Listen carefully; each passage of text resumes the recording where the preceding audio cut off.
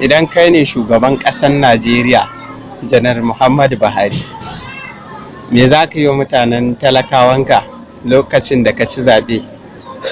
Idan ne ba su kyautar kuɗi ne. Kyautar kuɗi? To sai me? Zan dinga gyara hanya ne. Sai me da me?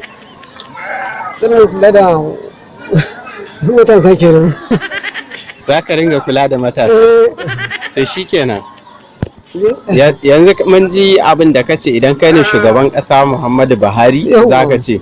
To yanzu idan kai ne Tinubu da ka ci zaɓe, kai kuma idan kai ne me za ka yi wa talakawanka? Talakawana ne abu zan ce da su ciki na Allah saka da kai. Sai me? A shi kenan. Abubuwan da za ka yi musu za ka faɗa ai. Zan yi musu gyaran hanyar. To ai ka ce idan kai ne janar Muhammadu Buhari za ka yi musu gyaran hanya. To idan kai ne Tinubu yanzu da ka ci zaɓe, me za ka sakawa da talakawanka? Zan ce to Allah saka da kai. Abubuwan da za ka yi musu. Abubuwan da musu. Zan yi musu wani abu ne. Yanzu misali mun ji abubuwan da ka ce za ka yi wa talakawanka idan kai ne shugaban ƙasa janar Muhammadu Buhari da ya sauka da kuma Tinubu da ya hau yanzu.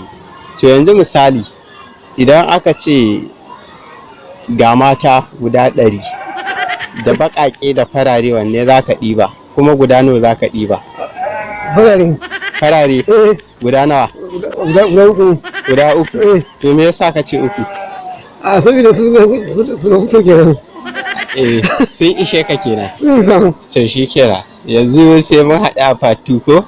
Wannan fatuwa ne, sai ka gaya musu sunanka.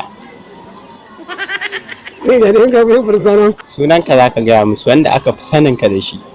Ibrahim. Abia ko? To ka gaya musu da kanka. Ya ne fara? Suna ko zan fara? Wanda ake kiranka da shi yanzu haka ba? Abia. To Abia sai ka gaya musu su yi maka subscribe a wannan channel. Su yi ma subscribe a wannan channel domin su dinga samun sababbin aikinka. Ka ce su yi maka subscribe. To assalamu alaikum masu muna godiya, sako daga naku Abia daga ni cameraman ɗinsa a watan matasa TV. To kowa yi mana comment da sunansa kafin mutane su fara yawa, yi mana comment da sunansa domin yi ma bidiyo nasa da sunansa. Muna jiran ku ai subscribe.